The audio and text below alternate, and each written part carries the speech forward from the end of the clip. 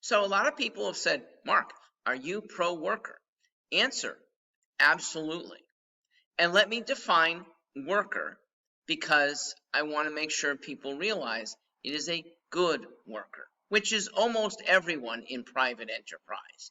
But I am wary of just being pro-worker saying, oh, that means anyone with a job deserves to be overpaid. No, if you're doing a good job, you deserve to be paid well. This is what America is about. I'm pro-worker because I'm pro-American. And when you are for sniveling down a person's wage to just make prices lower and lower and lower, you can't be pro-American, because then you are only buying things internationally. You are then supporting Guatemalans and Bulgarians and Pakistanis and not helping American workers. We are a wealthy country.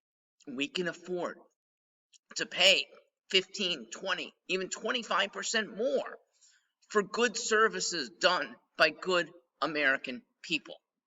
Now, this does not necessarily mean I'm pro-union, and that's because unions themselves are not always pro-worker. They are pro-union bosses at times. They are pro-big contracts without the regard for what workers really need. All things being equal, yes, I side with union over management, but I more truly side with worker over owner.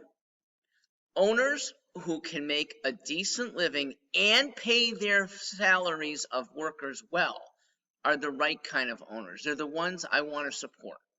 Thus, if I'm in the General Assembly and there are contracts that we have scrutiny over, I am not necessarily going towards the lowest bidder. I'm going towards the lowest margin for the owner.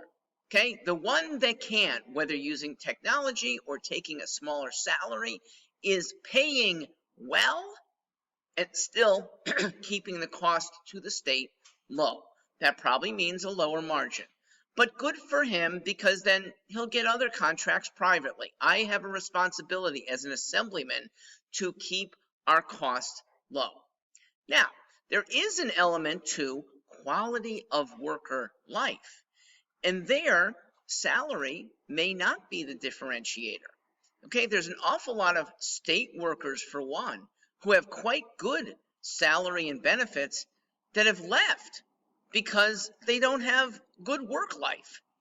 That's where organization comes in to be done better, that people are happier in their jobs.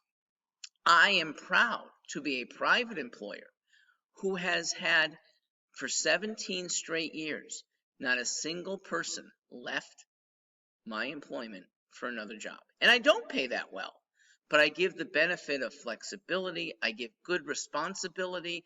I give at-home work. Well before COVID, we allowed people to work from home at whim. I created, and my firm, very good work for moms and grandmothers who recognizably have big child care responsibilities, and that's number one. That's paramount. Finally, let me address what I would be trying to do with immigrant workers. I would treat them, wage-wise, as second-class citizens. Now, please don't be offended by that term, because almost any Indian or Guatemalan would be happy to be a second-class citizen in the United States for 7 or 8 years compared to where he is now. That's why so many want to come here.